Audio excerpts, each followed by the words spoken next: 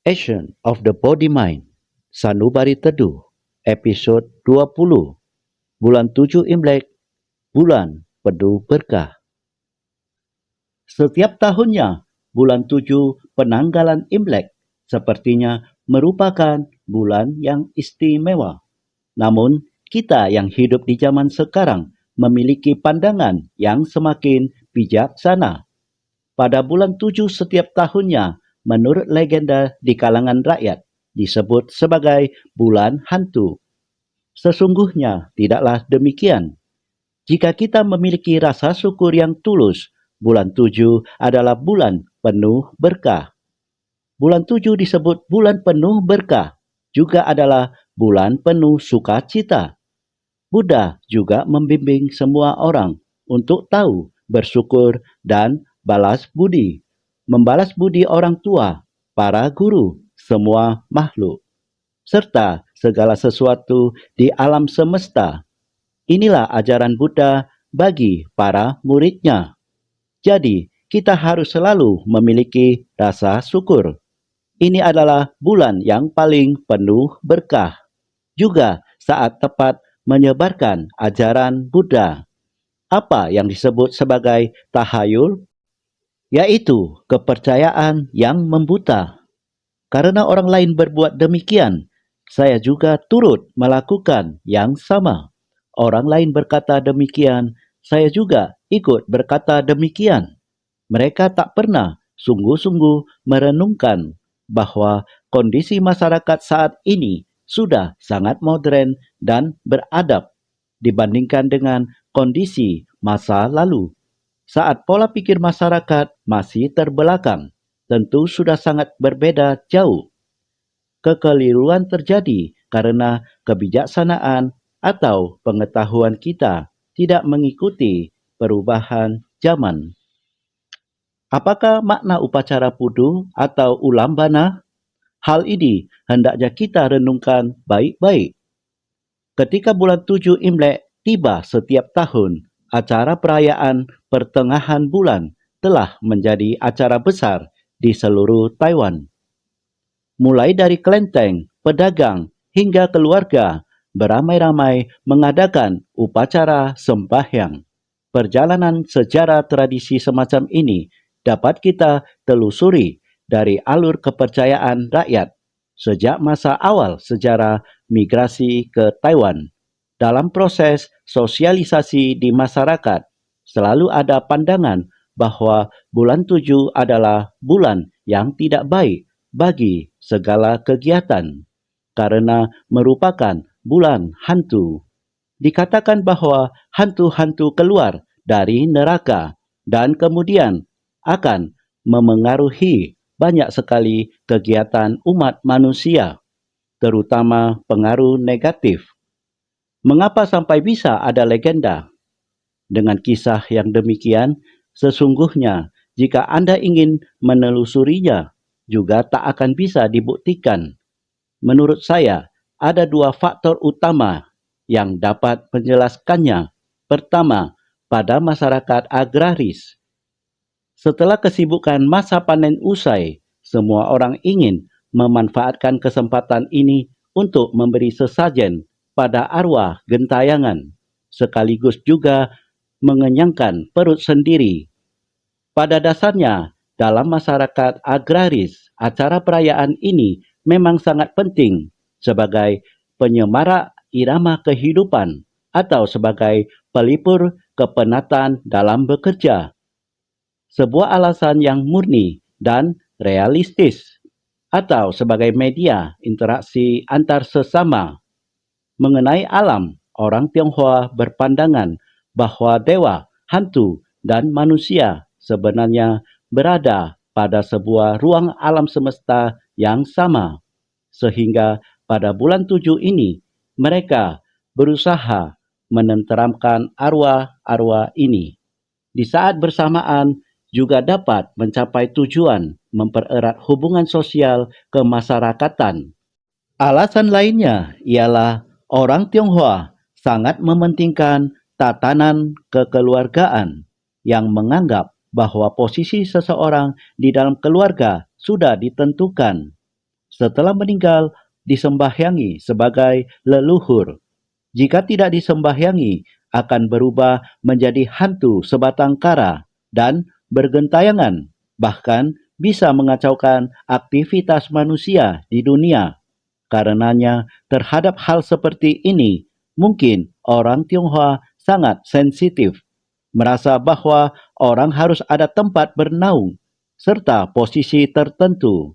Jadi, saat ini mereka merasa seharusnya diadakan acara sembahyang dengan sesajen, agar orang yang masih hidup dan roh halus, terutama yang tidak disembahyangi, bisa hidup dengan tenang. Mereka memiliki pemikiran semacam itu, sebuah pemikiran tradisional yang merupakan peninggalan masyarakat agraris. Setelah beralih ke industri dan perdagangan, bagaimana seharusnya kita menyikapinya? Apakah tradisi ini telah melenceng dari makna yang sebenarnya? Semua ini boleh diselidiki dan didiskusikan. Memiliki arti melingkupi semua ruang di alam semesta. Tu artinya menyelamatkan makhluk menderita. Bagaimanakah agar kita dapat melakukan penyelamatan secara universal dan luas hingga ke setiap ruang di alam semesta? Siapakah yang diselamatkan? Semua makhluk yang menderita. Ketahuilah, semua makhluk memiliki alam masing-masing, baik di darat, laut, maupun udara. Semuanya memiliki alam ekosistem sendiri. Kita, umat manusia, memiliki dunia sendiri. Bagaimana caranya agar kita bisa benar-benar memahami dunia makhluk lain? Kita harus bisa lebih melapangkan dada hingga melingkupi seluruh alam semesta ke alam semua makhluk dan berusaha membebaskan penderitaan mereka. Mereka telah terlahir di alam binatang.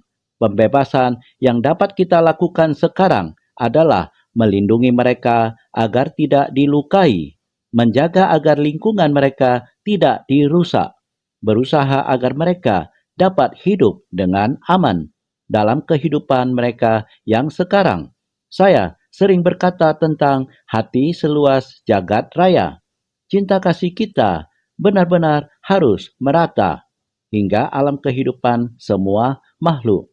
Kita harus mengasihi mereka dan melindungi mereka. Jadi, makna dari Putu yang seharusnya bukan dilakukan hanya satu hari saja saat semua orang bersembahyang di depan pintu, berharap roh gentayangan melindungi kita. Bukanlah demikian. Hantu memang ada dalam alam setan. Mereka tidak lagi memerlukan sesajen darah dan daging. Mereka masih hidup di alam manusia. Di alam manusia, mereka telah menciptakan banyak karma buruk. Kini, mereka terlahir di alam setan dan harus menanti matangnya karma dan kondisi untuk terlahir kembali di alam lain kelak. Bukan dengan cara membunuh makhluk lain. Ini hanya menambah karma buruk mereka. Bukankah dalam Sutra Siti Garba disebutkan jika ada sanak keluarga yang meninggal, lalu kita membunuh untuk memberi sesajen, itu akan menambah daya karma buruknya. Karena semua makhluk yang menjadi korban ini akan datang mengadu di hadapan Raja Neraka. Gara-gara saya telah dibunuh. Utang-utang berupa daya karma buruk ini akan diperhitungkan pada si mendiang.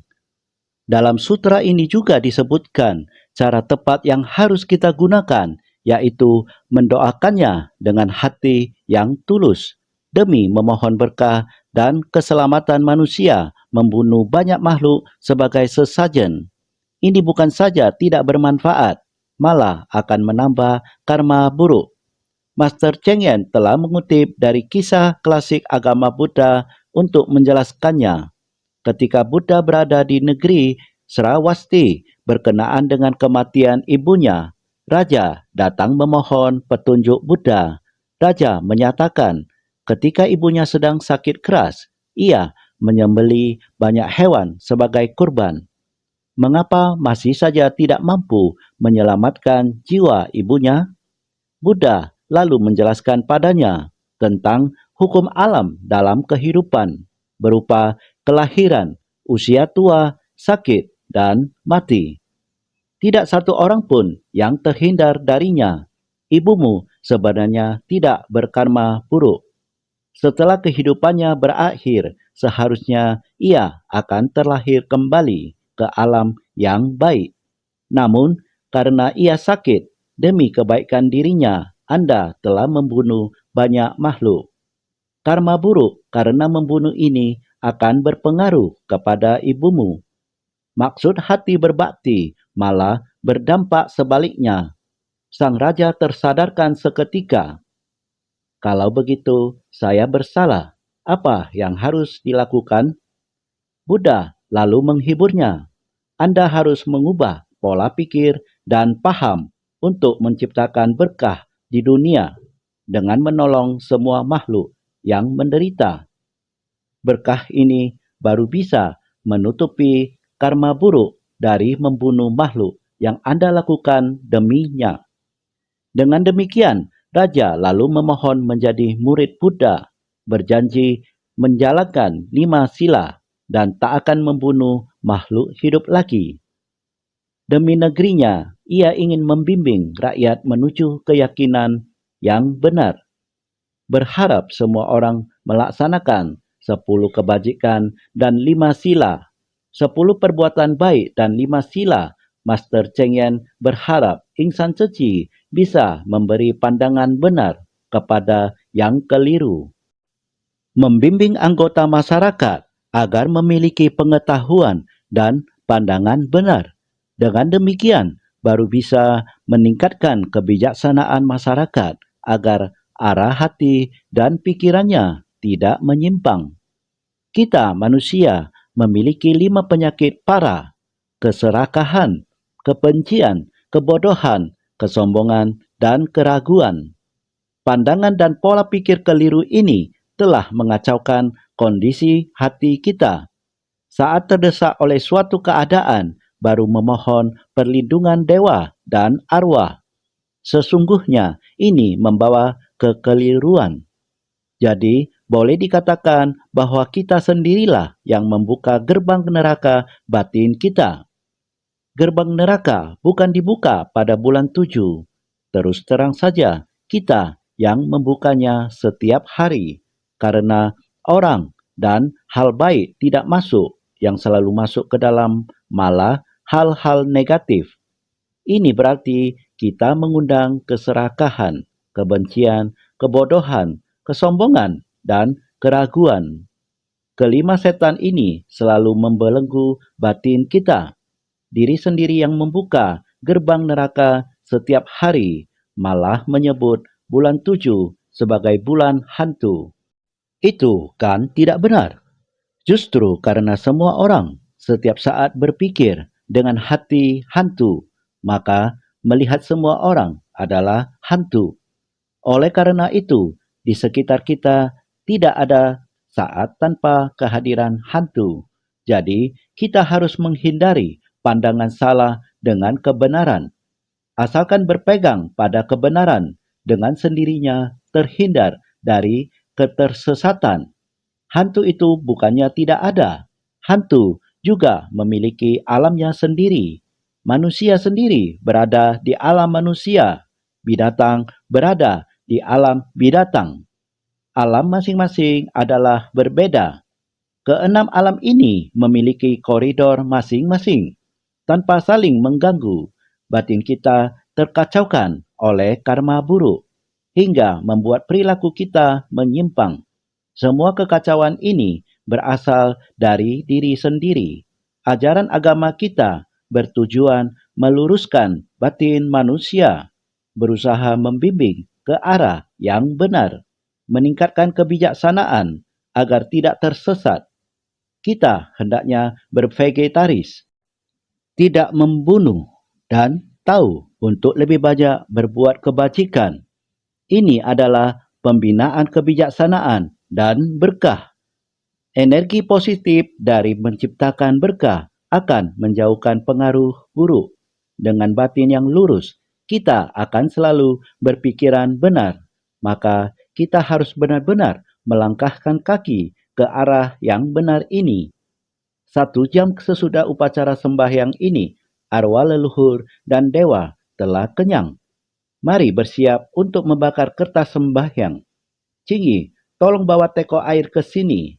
Drama pendek di pentas menampilkan kisah relawan Ceci Tan Ping Yo yang merayakan bulan 7. Menyiram air berkeliling. Untung bagai air.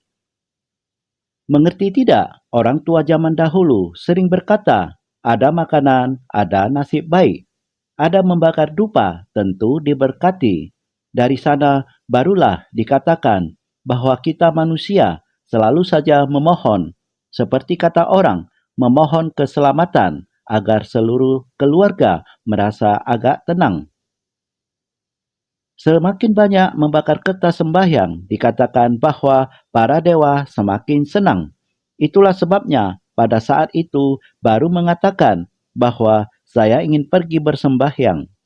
Menurut kata orang, sesajen yang kurang banyak menunjukkan hati yang kurang tulus. Anda harus membeli lebih banyak, termasuk 3 hewan kurban dan arak. Jadi, ayam, ikan, dan daging, kadang-kadang udang, semuanya sudah harus disediakan. Begitu juga dengan kertas sembahyang. Begitulah caranya bersembahyang. Anggota komite ini saat sembahyang masih harus membakar kertas yang banyak. Sungguh melelahkan dan boros biaya saja. Sungguh hal yang sangat menyusahkan. Karenanya pada upacara sembahyang yang dilakukan sekali setahun ini, dirinya sangat kelelahan. Benar-benar sangat lelah. Kalau tidak sembahyang, saya merasa takut. Karena kata orang, bisa dihukum. Tahukah Anda, pada saat itu yang saya pikirkan ialah akan menerima hukuman. Saya sadar setelah mendengar ceramah master yang menjelaskan arti pu ialah menyeluruh dan tu ialah menyelamatkan. Jika artinya memang demikian, mengapa saya harus membuat diri sendiri menjadi kacau, tidak keruan, dan membuat seisi keluarga tidak rukun? Sekarang saya teringat kembali, setiap kali tiba saatnya bersembahyang, boleh dibilang hampir setiap kali saya selalu emosi dan marah-marah. Setiap habis sembahyang, saya harus disuntik. Hal ini terjadi setiap habis bersembahyang. Setelah selesai, saya harus disuntik. Mungkin karena terlalu sibuk, jasmani dan rohani, jadi kelelahan. Sebelum bergabung di Ceci, Tan Ping Yu sering khawatir kertas sembahyang yang dibakar tidak cukup banyak atau hewan sesajennya kurang berlimpah, takut tertimpa petaka jika melanggar pantangan. Setelah mendengar ceramah Master Cheng Yen, ia mengubah cara bersembahyangnya dan tidak lagi membakar kertas sembahyang. Pada tahun 1996, suami saya meninggal dunia. Ketika suami saya meninggal dunia, saya juga harus bersembahyang. Orang bilang, mesti ada sesajen berupa nasi dan harus membakar kertas sembahyang. Saya teringat, Master pernah mengatakan, kertas sembahyang hanya ditujukan oleh para penghuni di alam neraka. Pada saat itulah saya mulai berpikir, saya berharap suami saya terlahir di Sukawati. Untuk apa membakar kertas sembahyang? Di hari ketika saya menyembahyanginya, saya tidak membakar kertas sembahyang. Kemudian ketika saya ingin keluar rumah, saya tertabrak mobil dan dirawat di rumah sakit. Pada saat itu, sejujurnya, coba Anda tebak apa yang ada di pikiran saya? Sembahyang hari itu tidak membakar kertas, lalu terjadi kecelakaan mobil. Apakah Anda tidak merasa takut? Tentu sangat takut. Namun, saat itu saya tidak tahu, entah kenapa, timbul rasa syukur di dalam hati saya. Saya bersyukur bahwa saya masih hidup. Pasti ada hikmah di dalamnya. Mungkin saja dewa masih melindungi saya.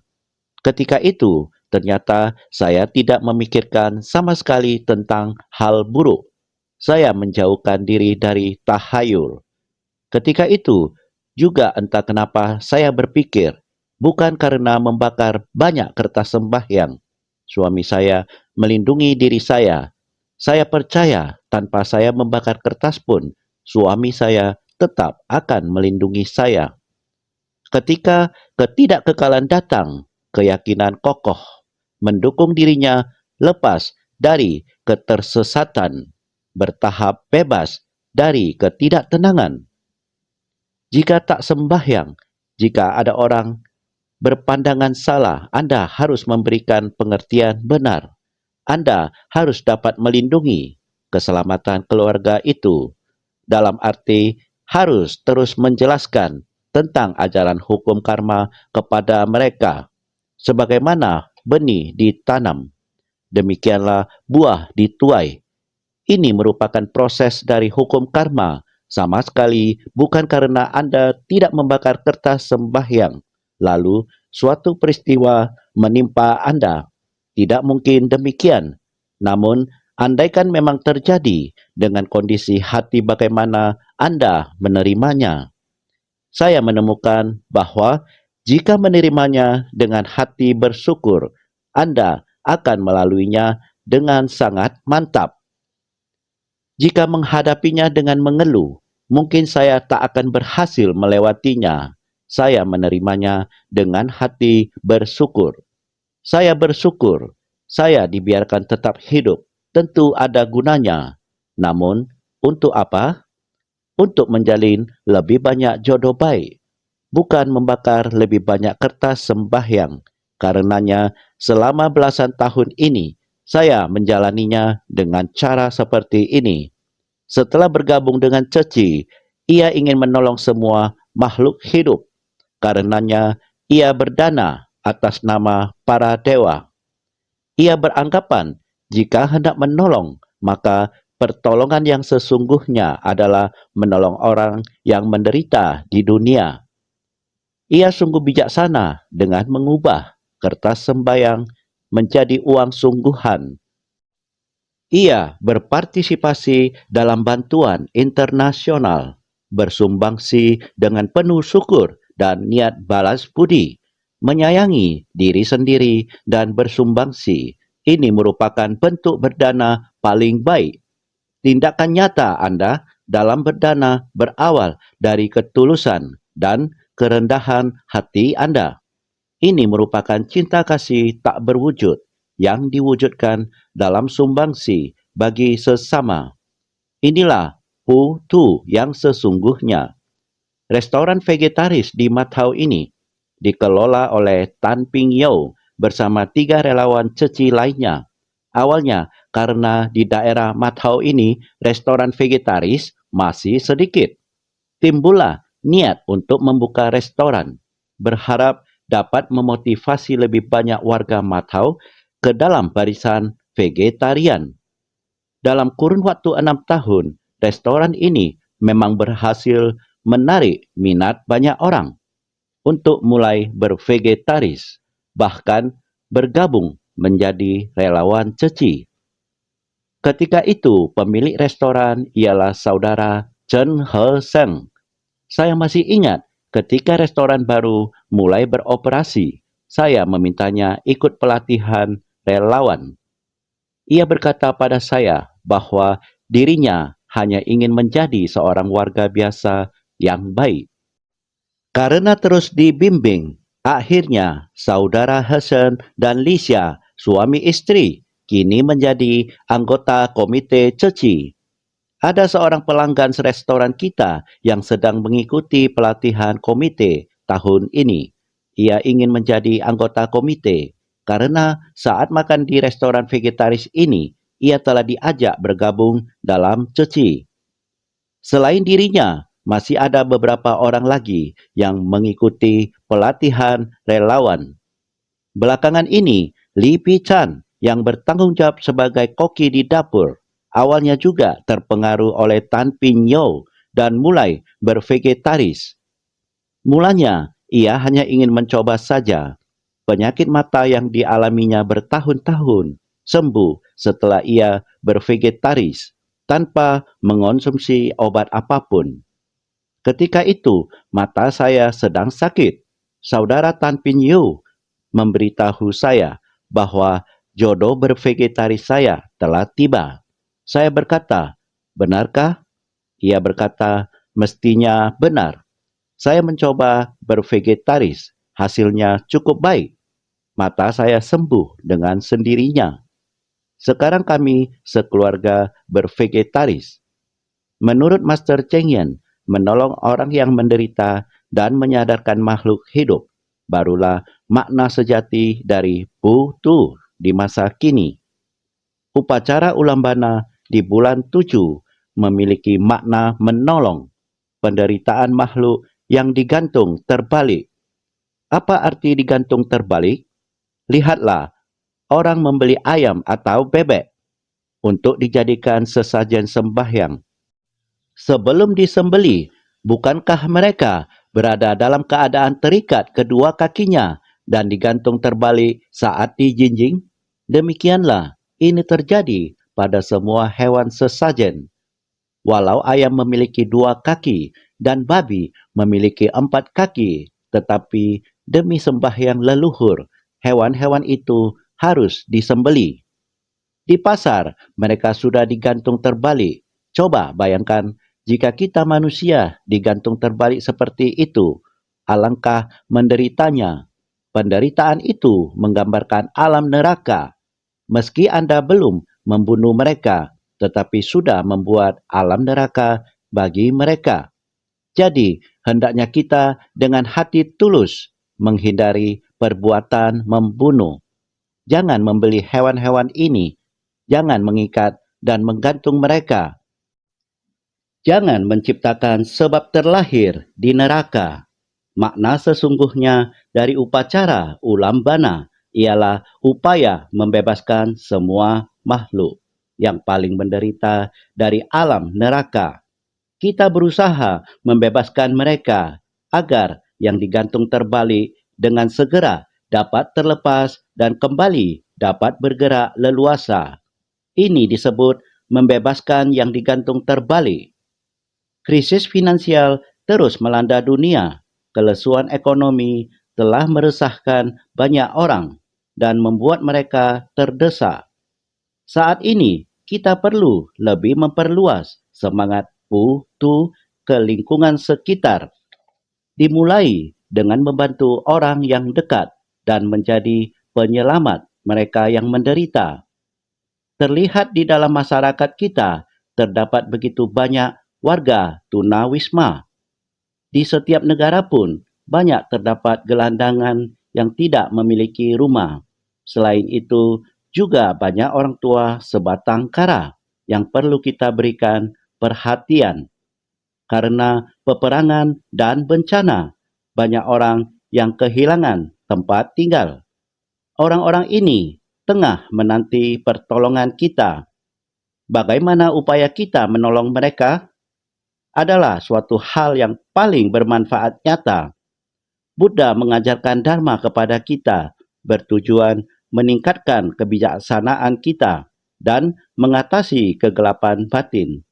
Berharap kita membangkitkan welas asih yang meliputi seluruh alam semesta, sehingga semua makhluk dapat tertolong. Bulan 7 adalah bulan penuh berkah. Hendaknya kita dapat melenyapkan kepercayaan membuta dan meningkatkan keyakinan setiap orang, sehingga mengerti untuk menghormati langit dan menyayangi bumi.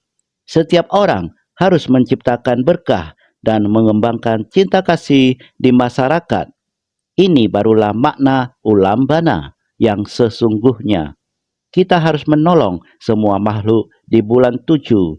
Jangan membunuh, bebaskan, dan lindungi makhluk hidup.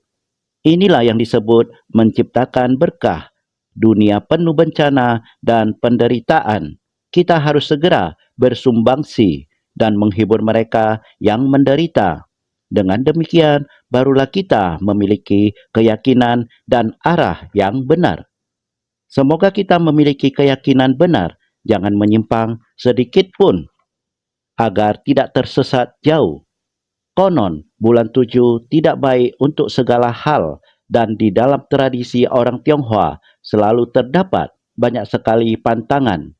Bila dilihat dari sudut pandang ilmiah, dapat dilihat betapa baik maksud para leluhur. Pada bulan 7, di banyak tempat, cuacanya sangat panas. Umumnya, dalam cuaca panas, penyakit menular lebih cepat berkembang. Jika suatu penyakit mewabah, orang mungkin berpikir dan merasa bahwa banyaknya penyakit ini disebabkan karena manusia tidak sering bersembahyang untuk memohon lebih banyak perlindungan. Jadi, timbul alasan menjalankan tradisi yang sesuai dengan apa yang mereka bayangkan. Selain itu, seakan-akan di bulan 7, masalah lebih banyak timbul. Pada saat itu, cuaca telah berubah menjadi panas dan benar-benar memasuki musim panas. Ketika musim panas, kita yang berada di daerah tropis atau subtropis, ini cuacanya memang lebih mudah membuat hati orang menjadi tidak tenang dan tidak stabil. Sehingga pada saat-saat seperti ini, jika boleh dilihat dari sudut pandang ini, mungkin saja dapat kita pahami alasannya mengapa bulan 7 telah ditentukan sebagai bulan yang banyak pantangan, yang dapat diartikan sebagai bulan yang sangat berbahaya, baik dari sisi cuacanya maupun fase kehidupan masyarakatnya, merupakan bulan yang sangat penting. Di 6 alam kehidupan, menurut ajaran Buddha, meski ada alam setan kelaparan, tetapi tidak tercatat adanya bulan hantu. Dari sudut pandang agama Buddha, bulan 7 bukan saja bulan penuh berkah, juga bulan penuh sukacita yang istimewa. Di zaman Buddha, setiap hari para biksu harus berpindah patah dari rumah ke rumah, yang disebut sebagai menanam jalinan jodoh. Artinya, menjalin jodoh baik untuk membimbing. Itu yang berlaku di zaman Buddha. Namun, setiap tahun, mulai tanggal 15 bulan 4, yang menandakan musim panas telah datang. Serangga dan nyamuk sangat banyak. Dari suhu udara lambat laun meningkat. Karena para biksu berjalan tanpa alas kaki, dikhawatirkan menginjak serangga di luar atau digigit nyamuk. Mereka mungkin akan tertular penyakit. Jadi, Buddha menetapkan selama 3 bulan penuh, mulai tanggal 15 bulan 4, Candra Sangkala, sampai tanggal 15 bulan 7, Candra Sangkala, sebagai waktu yang disebut masa puasa. Para biksu tidak keluar di musim panas. Jadi, para umat, raja yang berkuasa, para pejabat, dan para dermawanlah yang datang mengantarkan makanan sebagai persembahan kepada Sangha. Rakyat biasa yang bukan umat juga boleh datang berdana makanan.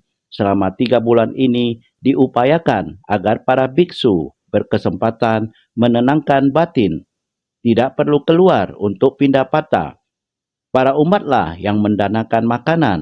Waktu luang ini digunakan untuk melatih diri, mendengarkan ajaran Buddha dengan baik, dengan menyucikan hati masing-masing. Dharma dapat benar-benar diterima dan dapat tertanam di hati mereka. Ketika Dharma telah memenuhi batin, kebijaksanaan mereka telah terbangkitkan, dan pelatihan diri mereka selama masa warsa telah membawa mereka pada tingkat kesucian. Oleh karena itu, pada tanggal 15 bulan 7, Buddha akan mendengarkan hasil yang mereka peroleh dalam pelatihan satu persatu sebagai bukti bahwa mereka telah memperoleh buah dalam pelatihan diri mereka. Karena itu, Buddha diliputi kebahagiaan. Karenanya, bulan ini disebut bulan sukacita.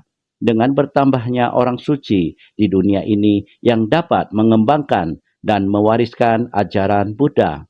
Bukankah ini bulan penuh berkah? Para biksu ini sangat berterima kasih kepada Buddha yang telah mengajarkan Dharma kepada umat yang berdana kepada mereka dan menunjang pelatihan diri mereka. Jadi mereka juga berterima kasih kepada tiga permata, orang tua dan semua makhluk. Berterima kasih pada segala yang ada di alam. Mereka telah memahami Dharma. Karenanya bulan 7 juga disebut bulan bersyukur. Karenanya saya sangat berharap kepada semua orang dapat memanfaatkan bulan 7 ini untuk mawas diri dalam banyak hal. Semoga bulan 7 menjadi bulan vegetaris. Setiap hari berbuat baik dan berbahagia. Senantiasa mengenang orang tua. Kita harus memperhatikan orang tua. Berbaktilah selagi orang tua masih hidup. Jangan menunggu sampai mereka meninggal dengan membawa serta benih karma buruk. Saat itu sudah terlambat bila ingin menolong. Moga Liayana saja tak mampu menolong ibunya, apalagi kita-kita ini. Karenanya lebih baik menyadarkan orang tua untuk bergabung di jalan Bodhisattva atau berbaktilah sekarang ini juga. Berbakti sekarang lebih baik daripada menyembahyangi mereka setelah meninggal. Mereka tak akan mendapatkan ketenangan dan kedamaian. Semuanya tak akan terbawa ketika meninggal. Lebih baik kita buatlah mereka merasa tenang, agar mereka juga tetap tenang saat meninggal dan membawa bekal karma baik. Tubuh kita adalah pemberian orang tua. Kebajikan yang telah Anda lakukan merupakan pelimpahan jasa yang paling nyata. Karena di tubuh Anda mengalir darah orang tua yang sering kita sebut sebagai gen. Darah dan gen orang tua sudah tentu ada di dalam tubuh kita. Karena itu, kita harus memanfaatkan tubuh ini untuk lebih banyak berbuat kebajikan. Berbaktilah selagi orang tua masih sehat. Jika setelah mereka meninggal, baru berusaha menolong dengan upacara, sudah terlambat dan tidak berguna. Yang Arya Moggalliyana yang sakit pun perlu meminjam kekuatan orang banyak, apalagi manusia seperti kita. Saya sungguh-sungguh berterima kasih kepada semua insan ceci yang bersumbangsi demi orang banyak. Ada orang yang ingin memanfaatkan ulambana untuk menyelamatkan orang tuanya. Sesungguhnya, kita sebagai anak seharusnya lebih giat berbuat kebajikan dengan memanfaatkan tubuh pemberian orang tua, mempersembahkan kemampuan diri kita untuk menolong diri sendiri dan orang lain. Inilah berbakti dan balas budi yang sebenarnya. Kita harus berterima kasih setiap saat. Berterima kasih atas budi orang tua dan guru yang membesarkan dan mendidik kita. Berterima kasih atas jasa semua makhluk yang telah menghasilkan materi berlimpah untuk memenuhi segala kebutuhan hidup kita, baik sandang, pangan, papan, maupun transportasi. Kita harus berterima kasih dalam segala hal yang mampu dapat bersumbangsi untuk membantu orang yang tidak mampu. Orang berada membantu yang kurang mampu. Bila kita dapat berbuat seperti ini, maka setiap hari adalah hari yang baik. Setiap saat adalah saat yang baik, dimanapun berada, baik di gunung, dataran, jalan besar, maupun gang yang kumuh. Semuanya memiliki harapan yang cerah, penuh dengan semangat positif dan suasana damai dan sejahtera. Lihatlah setiap insan ceci, mereka memiliki hati yang indah dan baik, juga memiliki pandangan benar, tidak berpantang secara membuta. Kita harus disiplin dan tahu kewajiban sendiri. Saudara sekampung sekalian, selamat pagi. Pengumuman tahun 2008 ini, Ceci menyelenggarakan malam doa di seluruh dunia guna menyosialisasikan bulan 7 sebagai bulan penuh berkah dan syukur, bulan berbakti, bulan vegetaris, berbuat kebajikan, dan melindungi bumi. Anggota masyarakat di komunitas diajak untuk berdoa bersama dengan khidmat, menggantikan upacara sembahyang tradisional. Saya merasa kegiatan ini sangat berarti, karenanya 2 atau 3 hari sebelum pelaksanaan, sebagai tindakan persiapan, saya akan imbau warga kelurahan melalui penyiaran agar sebisanya turut berpartisipasi.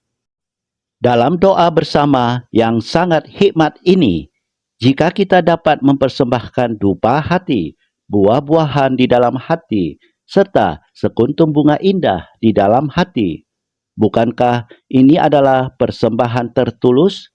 Lagi pula, yang diucapkan setiap orang adalah kata-kata baik. Perilaku dan penampilan saat bernamaskara, semuanya begitu hikmat dan penuh ketulusan. Selain itu, semua yang terlihat dan terdengar adalah pendidikan yang penuh kebijaksanaan. Ini merupakan himpunan kebijaksanaan. Orang baik, tutur kata baik, dan pikiran baik. Tentunya merupakan latihan upawasa terbaik. Sungguh suatu kegiatan hikmat yang dilakukan dengan penuh ketulusan. Saya yakin ketulusan ini dapat menjangkau para Buddha. Jadi, kita harus bersikap demikian setiap saat, bukan hanya di bulan 7 saja. Perbanyak sosialisasi ucapan baik semacam ini. Imbaulah setiap orang agar memiliki ketulusan. Saya yakin dengan adanya kebijaksanaan kita, citra bulan 7 sebagai bulan penuh berkah, lambat laun akan tertanam di masyarakat. Sehingga setiap saat menjadi saat penuh berkah, setiap hari menjadi hari penuh berkah, dan setiap bulan menjadi bulan penuh berkah. Inilah harapan kita. Suasana yang tulus ini membawa keharmonisan dalam masyarakat. Dalam acara ini, warga diimbau untuk memberi perhatian pada krisis pangan, menghargai sumber daya alam, dan bervegetaris bersama. Tahun ini, saya berusia 8 tahun. Saya ingin bervegetaris 2 minggu. Terima kasih, Bodhisatwa Cilik. Saya berikrar untuk bervegetaris selamanya. Saya, Lee Ming Wen. Saya berikrar untuk bervegetaris selamanya. Terima kasih.